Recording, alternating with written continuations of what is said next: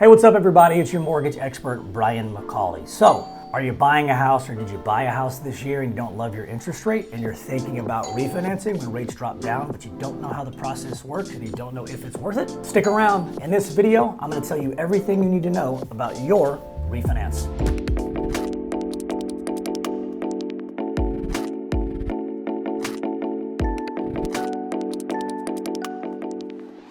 So listen, there are so many buyers out there right now. We've helped a lot of families actually get a home this year. You know, during the pandemic, it was impossible to get a house. Yes, the interest rate was a little bit cheaper, but you had to pay 10, 15% more than you wanted to, sometimes out of pocket. It really wasn't a way to buy a house. And so now things have settled, even though they're continuing to heat back up, where buyers are getting properties. The only downside is buyers are saying, hey, we don't love the interest rates, but as I always say, you know, higher interest rates are a buyer's temporary best friend. You can utilize that to buy a house. We just don't want it to stay that way forever. Like I always say, marry the house, date the rate. It's a much better strategy because you can trade the refinance and the rate back in, but you can't trade the house back in. So this is why people are understanding that. They're getting a property that they like at a price that they like at a rate that they don't like, but they know that rate is short term, even though the property is more long term. So today we're going to talk about refinancing. Believe it or not, the first 8 years of my career, all I did was refinances. I had no idea how to do purchases. It was a much harder piece of the transaction. It took me forever to do it. So I am a little wizard when it comes to refinances, whether it be rate terms, cash outs, all these things. So for everybody out there watching this says, well, you know, I'm going to buy a house this year, Brian, and close on the house. I love the house, but I just don't love the interest rate. The rate's, you know, 6.5, 6.99, 7.25, whatever it is. You know, how do refinances work? When is the right time? How does all this, you know, work in my favor? So two things I want to start with on refinances. So the first one's going to be, how do refinances work? Okay. So refinances, as far as the process and the paperwork is concerned, they're very similar to a per purchase. Obviously, there's no two parties agreeing on a contract or a contract price, but what happens is the consumer already owns the house and they're trying to refinance the current mortgage to put themselves in a better position. That's what's called a net tangible benefit. But the process still takes about 30 days and the paperwork is about the same. Now, it's easier on a refinance. Purchases are very invasive. They're very time sensitive. You've got a bunch of parties breathing down your throat, making sure you're hitting this date and that date. And, you know, especially if you're a first-time buyer, you hadn't bought a house in a while, it can be overwhelming. So there's a lot of pressure in a short period of time. Refinances, it's not as much. I would say it's probably about 70% of the paperwork. You don't have to prove assets. You don't have to do all that. You know, you do have to prove income. You do have to prove a job, because the logic behind refinances are, you know, even if you're moving from an interest rate of 7.5% to 6%, logic would tell you, hey, this person can make payments at this higher rate and higher payment. You know, why do I have to prove on my documentation when the payment's lower? Well, the downside of that is two things. One, it's a fully qualifying loan, or at least a streamlined qualifying loan, because the bank wants to make sure, well, you could have made that payment, but you could have lost your job 2 months ago, and you could be making that payment out of savings. We don't know, so we want to make sure that you still have the ability to repay. So there will be some documentation pertaining to you that we still want to see. Those are income docs, maybe a pay stub, a W-2, if you're self-employed or a contract worker, the 1099 or the most recent tax return. It still requires documentation, it just requires less. So I would say on a scale of 1 to 10, if a purchase is a 10 and it requires the most, a refinance is like a 6. So there's still things that are required, but just not as much, which makes it easier on you from a documentation point as the consumer. And also there's not as many people picking at you from the time frame. So I get you the savings, but you're not really worried about the time frame. You're just getting everything done from the comfort of your house and the comfort of your home. So the process itself still requires the income documentation. You're still going to need a job. There are a couple different loans out there that don't actually require a job. Those are like FHA and VA loans. If you're going from FHA to FHA, VA to VA, that's what's called a streamline. Those government loans a lot of times don't even require income docs, they don't even require credit scores, they don't even require appraisal, as long as the person's made the last 12 months of payments on time. But that's not what I'm referring to in this video. However, I can discuss that in a separate video, but I'm talking about fully qualifying conventional loans, rate term loans, cash out loans, jumbo loans, all these things. So that documentation is required. Sometimes an appraisal is not needed on a refinance. So let me tell you what I mean. So What happens on a purchase most of the time is obviously, buyer A agrees to buyer from seller B for a purchase price and they do their down payment and all that. But we as the lender at that time, we want to order an appraisal to make sure not only the property is worth what it's worth, so that way, we're leveraging our money, we're protecting our investment, but we're also protecting yours, but want to make sure that the safety and the condition of the house is good too. So that's normally required on all purchases. On a refinance, I would say appraisals are probably needed, let's call it 70% of the time, okay? So in the instances where it's not, this is how it works. If you have a large equity position, I would say probably 20% equity or more. Most of the time, we as a lender, we won't require the appraisal. We basically say, okay, this is what the person bought it for, this is what they're saying it's worth now, this is how much they owe on the mortgage, and we do what's called cross-collateralization. So we'll take what you paid for the house, what some comparables sold for in the area, maybe look at the tax records, and we'll put all this stuff together. And if we think that the value on your house is okay and it's not overinflated, we won't require an appraisal, which obviously saves you a lot of time, saves you a lot of money, and makes the process itself obviously a lot easier. It's really where people have usually 20% equity in the property or more is where we like to get the appraisal waivers out of the way, so that way we don't have to worry about the equity position. Even if the values have changed up or down in the area, if we think your equity position is strong enough, we won't require an appraisal. That's allowed on conventional loans. It's allowed on some jumbo loans. Again, there are no appraisals on some FHA to FHA refinances and VA to VA refinances, but that's a case-by-case basis. So that's how the process works. And then what happens on the refinances is, once you get past the income part, once you get past the appraisal and no appraisal part, everything else really comes down to third party. So hey, we got to get new title work. We got to make sure that you don't have any judgments, any liens, anything weird that's changed. What lenders and investors and title companies are trying to do is say, hey, has anything changed that's big or major since you moved in? Job, assets, value, all of that. Again, most of the time there's no assets. On the income piece, it's very limited. They just want to make sure you're still employed and you're still earning enough money to make the payment. Even if you've changed jobs, that's still okay. As long as you have a job that you can make the payment, it's good. The third piece is we're looking at the overall debt to income. Because even though your house payment might go down, what have you done since last time we spoke with you?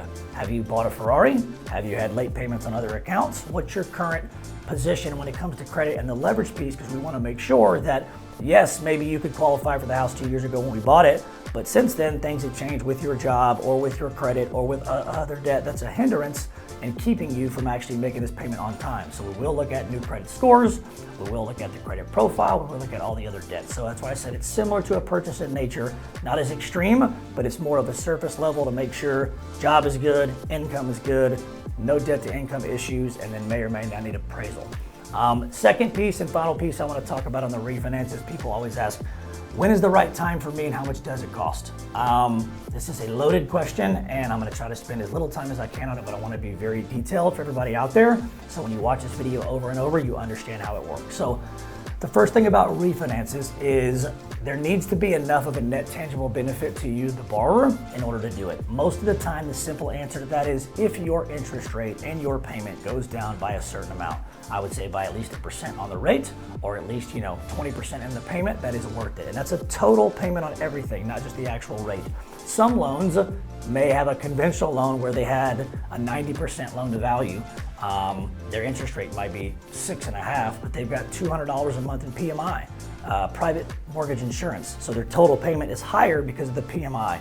If they come to refinance and their value's gone up and they're now at a 20% equity position, maybe their rate only goes from 6.5 back down to 5.5, and that saves them $120 a month in the payment. But if we eliminate this $150 in PMI, now their total net to them is $270. So this is why I focus again on the net tangible benefit. You won't hear me always say like rate, because the rate doesn't always do it. The PMI, all these things matter. So it's about the total bottom line funnel and finish line to the client, whether or not it's worth it for you on the refi. The second piece comes down to the cost. So people always say, what are the closing costs? Assuming your taxes and insurance are in the payment and you're going to keep them in the payment, I would tell you that a great rule of thumb for now, as an example, on the closing cost is about 2% of whatever your loan is. So if you've got a $400,000 loan and you want to refinance, I would plan on the closing cost being $8,000. But hang on, that sounds expensive, but it's not really the full actual cost. What I mean by that, and I started this with taxes and insurance, is if you remember when you closed on your property, you did a prepaid account. You prepaid your mortgage taxes, you prepaid your homeowner's insurance, and you've got all that in an escrow account, in a slush fund right now. So when you refinance, you pay off the current note, you have to reset everything. You have to do renewals for insurance and obviously take care of the taxes after the month that you closed. So when I tell you it's 2% and it's $8,000, probably $3,000 of that is renewing your taxes and your insurance when you're starting over.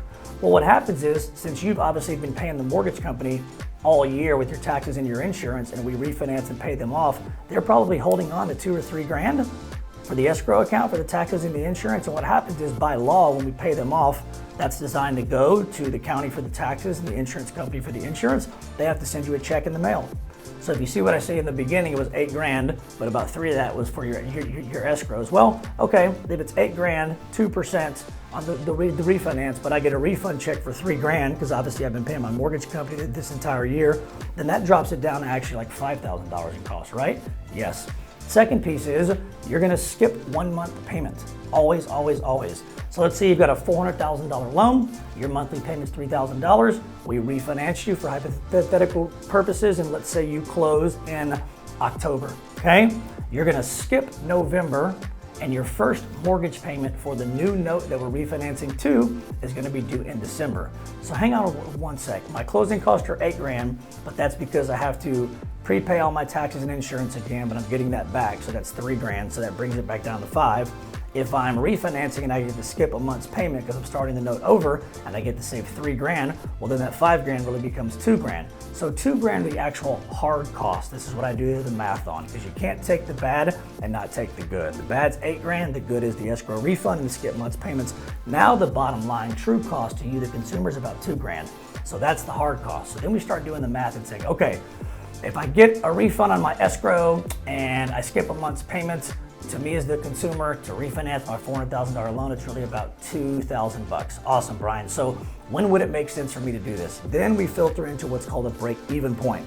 So the break-even point is, hey, if it's $2,000 actual cost to you, and you're saving $100 a month in bottom line payment, you take the $2,000 in hard cost, divide it by $100 in the payment, divide those two into each other, that equals 20. What that means is 20 months. That's your break-even point. So as long as you're gonna refinance and you know that you're gonna be in that new mortgage for at least 21 months or longer, it makes sense to do it, because it's gonna take you 20 payments to get that $2,000 back, break even, and then you start making $100 a month for however long that you carry the loan down the road. You could do the other math, which is, hey, what if it's $2,000 in savings and I'm saving $200 a month? We'll divide those two into each other. That's 10. That means 10 months in order to break even. So this is something I want people to take into consideration on refinances, on how it works, why it works the way it does, what makes sense for the numbers for you, and this is why it's different based on a case-by-case for everybody, and kind of how to do the bottom line math formula. Some people won't take a 30-year note and reset the rate. They'll keep the same exact payment, they'll move it down to 25 years, 20 years, and the benefit to them is the payment might go up a tad, but they're cutting off 5 or 10 years of the note.